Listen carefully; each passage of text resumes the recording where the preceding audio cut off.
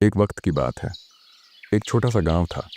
मिट्टी के घर, बेलों से लिपटे झूलते दरवाजे और सुबह की रोशनी कुछ यूं लगती थी मानो खुदा का कोई पैगाम जमीन पर उतर आया हो। उसी गांव में रहता था एक लड़का, बस 8 साल का। मासूम चेहरा, लेकिन आंखों में एक चमक, दिल में कोई गहरा राज, एक नूर जो हर किसी को नजर नहीं आता था। उसका नाम था उमर, और उमर अपनी दादी के साथ रहती थी। दादी उमर को पैगंबरों के बारे में कभी कभी किस्सा सुनाया करती थी। फिर एक दिन दादी, हजरत यूनुस अलैहिस्सलाम वाली कहानी में वो अंधेरा कैसा था? क्या वो डर गए थे? अंधेरा बहुत गहरा था, लेकिन उन्होंने दुआ करना नहीं छोड़ा। उन्होंने कहा, ला इलाहा इल्ला अंता सुब्हानका इन्नी कुन्तु मिनज़-ज़ालिमीन।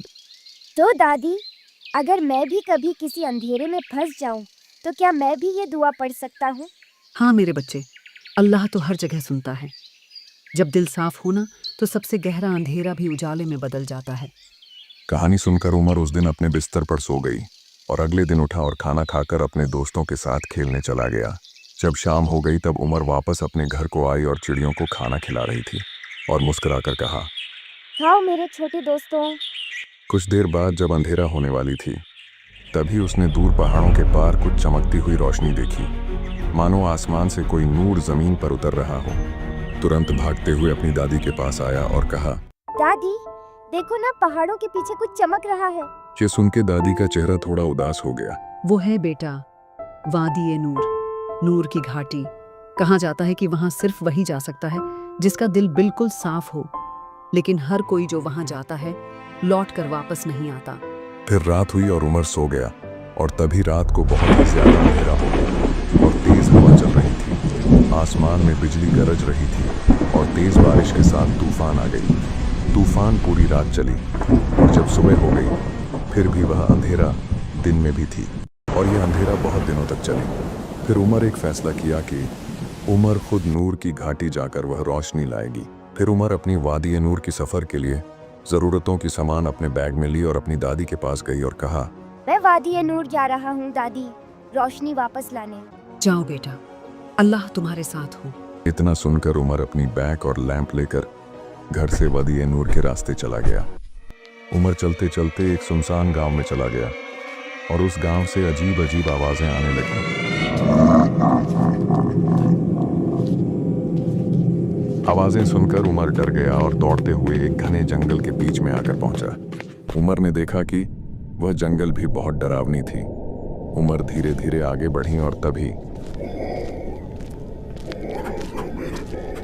फिर उसने देखा उसे पुकारने वाले कोई और नहीं बल्कि शैतान था। और जब वह चलते चलते जंगल खत्म ही करने वाले थे, तभी और एक शैतान उसके बाप के रूप में आया और उससे बात करने लगी।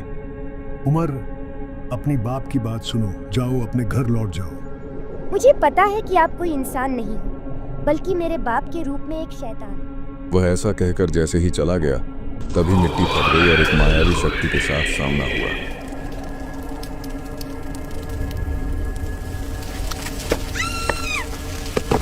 उमर यहाँ से कैसे भी करके निकल गया और एक दादी की बात याद आ गई। तुम हमेशा सुबह शाम अल्लाह को याद करके आयातुल कुर्सी पढ़ना, इससे शैतानी शक्ति तुम्हारे पास नहीं आएगी। फिर उमर आयातुल कुर्सी पढ़ी और वहां से रोशनी की तरफ आगे बढ़ी। आगे बढ़ते बढ़ते उमर एक पुरानी घाटी में जाकर पहुंची, जहां पर उसने एक अच्छी जगह देखी और अपने बैग से खजूर निकाला और खाया। थोड़ी ही देर बाद उमर ने देखा कि घाटी के बीचों बीच एक पत्थर की मस्जिद के अंदर से वह रोशनी ऊपर की ओर जा रहा है। उसके बाद उमर उस मस्जिद के अंदर चला गया और इस मस्जिद में उमर 2 रकात नमाज पढ़ी और रोते हुए अल्लाह से कहा, या अल्लाह, मैं बहुत छोटा हूँ, मुझे रोशनी नहीं चाहिए, मुझे बस आप चाहिए, आपका साथ चाहिए। जैसे ही उसने यह कहा, एक रोशनी आसमान तक उठी। वादी ए नूर खुद ब खुद बंद होने लगी। उमर दौड़ा, पत्थर गिर रहे थे, लेकिन उमर दौड़ा और भाग गया। भागते भागते वो एक चट्टान पर जाकर देखता है कि आसमान साफ हो रहा है और रोशनी आ रहा है। उसके बाद उमर खुशी से अपने घर लौट जाता है। जब उमर वापस आया, पूरे गांव में रोशनी लौट आई। दादी की आंखों में आंसू थे। तू गया भी था और रोशनी लेकर भी आया। दादी, रोशनी वहाँ से नहीं आई, रोशनी तो अंदर थी। अल्लाह ने बस मुझे वो याद दिला दिया। रात के समय उमर बाहर गया आसमान एकदम साफ था, सितारे चमक रहे थे। उसने कुरान अपने सीने से लगाई और सुकून से आसमान की तरफ देखा। कहानी खत्म हुई, मगर उमर का सफर अभी बाकी था।